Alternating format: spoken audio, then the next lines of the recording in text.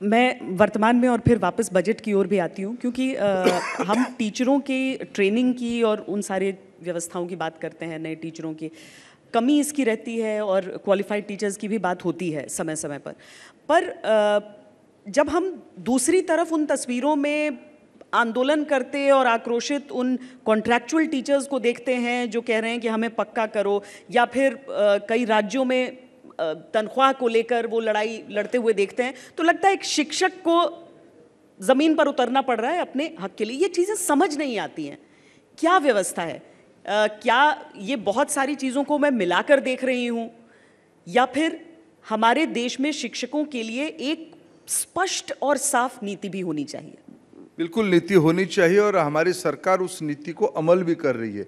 इन दिनों में आपने देखा होगा दिल्ली यूनिवर्सिटी में, राष्ट्रीय राजधानी जहां हम लोग बैठे हैं उसी को केवल कहूं, दिल्ली यूनिवर्सिटी में लगभग 6,500 पोस्ट लगभग 2 दशक से रिक्त था। एडहॉक टीचर्स 8 से 12-15 साल तक काम कर रहे थे। सभी की स्थायी नियुक्ति नया इंटरव्यू करके हम अभी कर रहे हैं। हजारों की संख्या में डीयू में अभी lecturer, assistant professor, associate professor, professor नियुक्ति हो रहे हैं।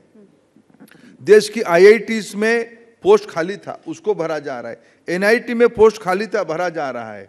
भारत सरकार की वित्तीय व्यवस्था से चलने वाले लगभग सारे एजुकेशन इंस्टीट्यूट्स में, केंद्रीय विद्यालय हो, अभी इस बजट में भारत की आदिवासी इलाका में जो एकलव्य विद्यालय बनी है, ऐसे 2,500 विद्यालयों के लिए 38,000 केंद्रीय वेतन मानधन की स्तर पे शिक्षकों की नियुक्ति की घोषणा की गई है।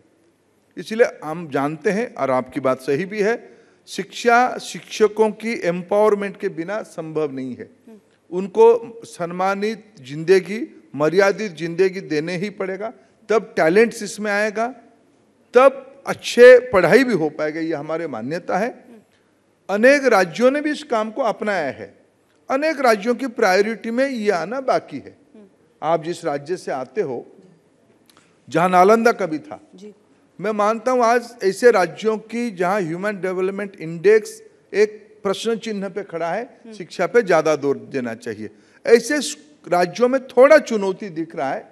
हम वहां की राज्य सरकारों को समझा ही रहे हैं। भारत सरकार उसमें जो मददगार होना है वो करना चाहता है, कर भी रहा है, लेकिन वो राज्यों की विषय भी, राज्यों को उसमें प्राथमिकता देनी पड़ेगी अपने राज्यों को टर्न अराउंड करना है। तो सर, बाकी विभागों से हम सीधे तौर पर ये पूछ लेते हैं कि चुनावी बजट शिक्षा के साथ ये थोड़ा एक दूसरे स्तर पर रहता है, लेकिन चुनावी बजट के बाद आपको एक नई जिम्मेदारी भी दे दी गई है अभी कर्नाटक की। आप तो मेरे को बुलाए थे शिक्षा के बारे में पूछने के लिए। सर देखो, मैं इतना अच्छा पत्रकार है, मौका जाने नहीं दे सकते हैं।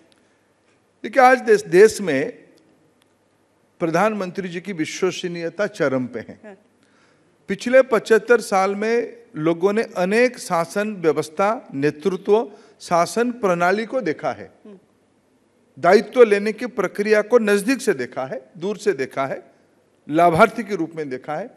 ये सारे प्रक्रिया के अंदर जो कहा जाता है उसको करने की किया जाता है। इस प्रकार की विश्वसनीयता प्रधानमंत्री जी के नेतृत्व से जुड़ा हुआ है।